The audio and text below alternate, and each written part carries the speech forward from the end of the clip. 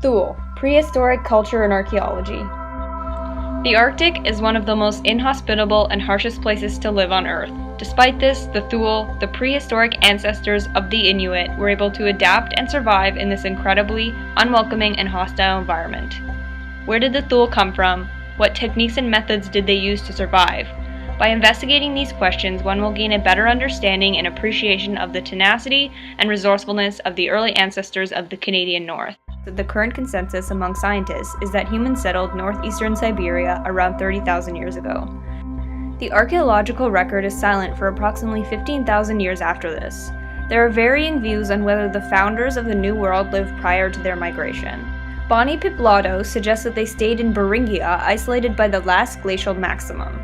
Genetic data and evidence that Beringia remained ice-free during the LGM suggests that this is possible.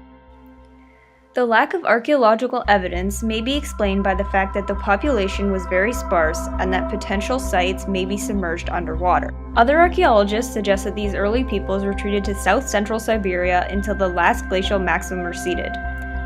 Despite these different hypotheses, there is an agreement that all of the indigenous people of the Arctic and North America from the Canadian North to Florida and Mexico can trace these people as their ancestors. Migration to western Beringia and North America began around 15,000 years ago. At this time, it is believed that the Bering Strait was a land bridge, possibly 600 miles wide. Around 12,000 years ago, this bridge became submerged by water when the Second Ice Age ended and the sea level rose.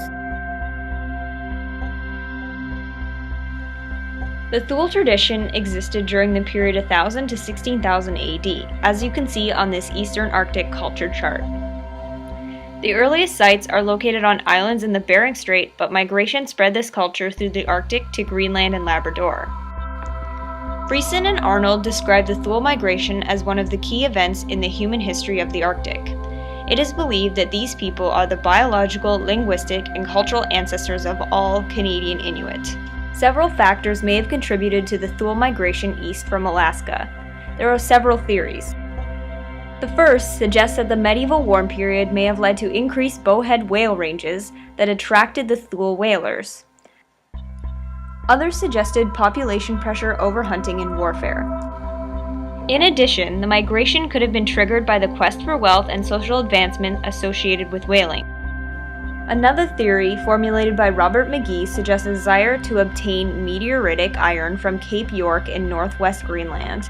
Thule settlements can be found in the prime bowhead whale areas of Lancaster Sound, Prince Régent Inlet, Smith Sound, and the Coronation Gulf.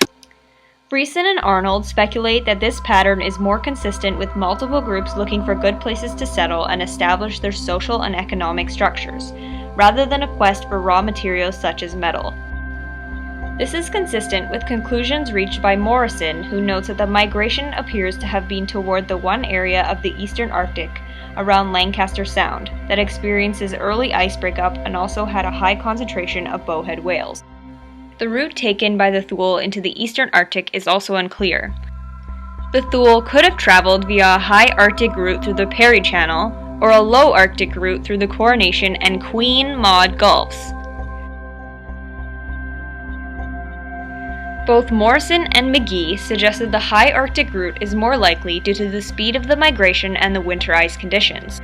Morrison also suggests that the size of the traveling group would have been approximately 20 to 40 people for subsistence security and social stability. Previously, it was thought that the migration to the eastern North American Arctic began around 1000 AD, but more recent data indicates that this date may be closer to 13,000 AD. If this more recent date is correct, it implies that the migration was very rapid with significant settlement across much of the western, central, and northern areas of the eastern Arctic within less than 1 century. Moody and Hodgetts comment that the speed and scale of the Thule Inuit migration are almost unprecedented in human history. The accomplishment of the journey is made even more impressive by the fact that while migrants would have survival and subsistence knowledge, they would not be familiar with the landscape, resources, or climate of the areas they were passing through.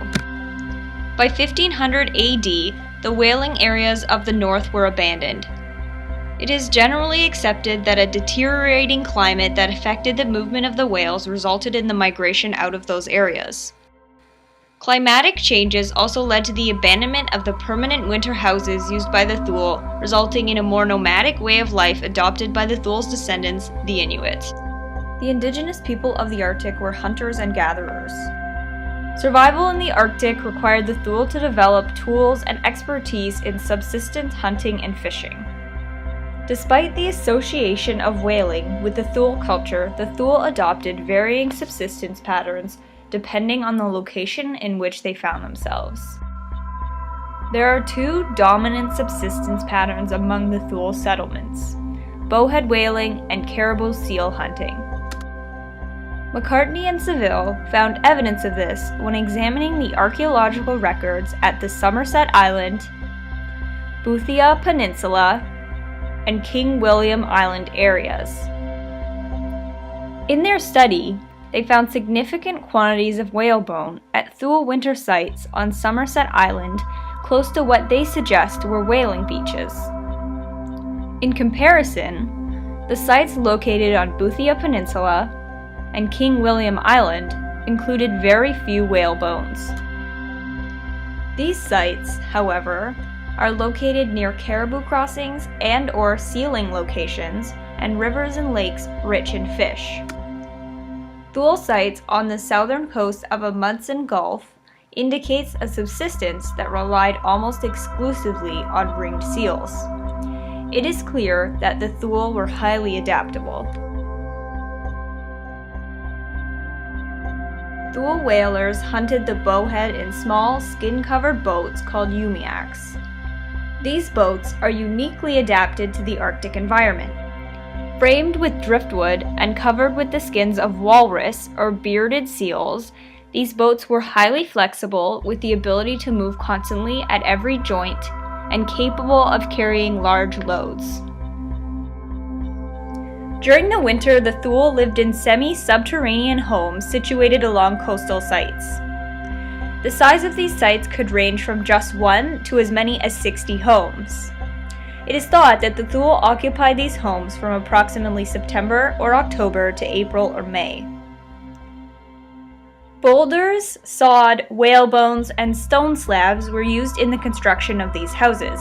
Typically, these structures were oval in shape, with a sunken coal trap entrance passage, a floor area sometimes bounded with benches or shelves, and sleeping platforms, and a discrete kitchen area.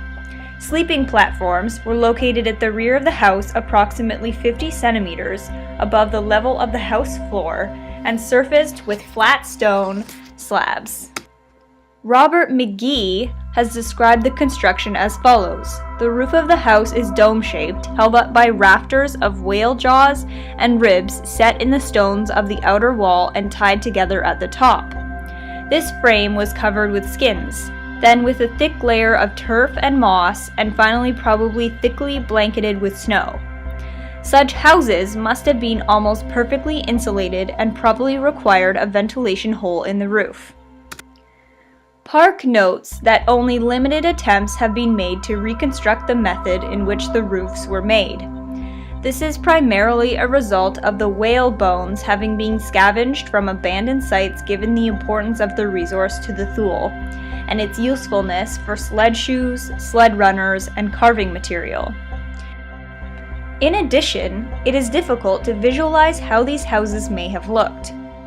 The construction of these complex buildings is another example of the resourcefulness of the Thule. Recently, computer modeling has been used in an effort to attempt to recreate a model of the Thule whalebone house. The complexity of this exercise further highlighted the challenges that the Thule faced. As the Thule moved east, they brought with them cutting and piercing tools that were made of ground slate. Little use was made of the tools made of chipstone that were predominantly in the Arctic small tool tradition. As the Thule migrated to the eastern Arctic, they soon discovered native copper and meteoritic iron in the eastern high Arctic. Ivory, antler, and bone were important materials to the Arctic cultures, taking the place of wood, and is another example of resourcefulness of these peoples. As the Thule migrated across the Arctic, the material that they used to manufacture cooking vessels and lamps changed. While the Thule in the western part of the Arctic more frequently used pottery vessels, as one moves east, pottery becomes more rare. Dolomite vessels are more frequent in the Thule sites in the central Arctic. Soapstone is more common in the eastern Arctic.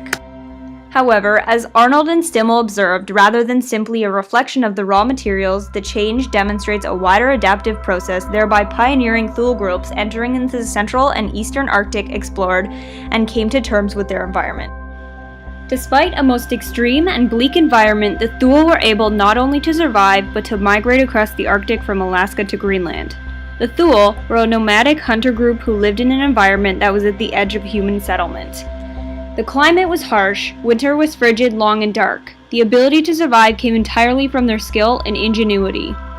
The Thule used what was available in nature to provide for themselves, and as they continued their journey across the Arctic, they adapted to both the local environment conditions and, over time, a worsening of the overall climate. This adaptation is seen in their subsistence patterns, use of raw materials, and in the environment and housing. Their flexibility and adaptability and their deep appreciation and understanding of the environment in which they found themselves allowed them to survive in the Arctic conditions.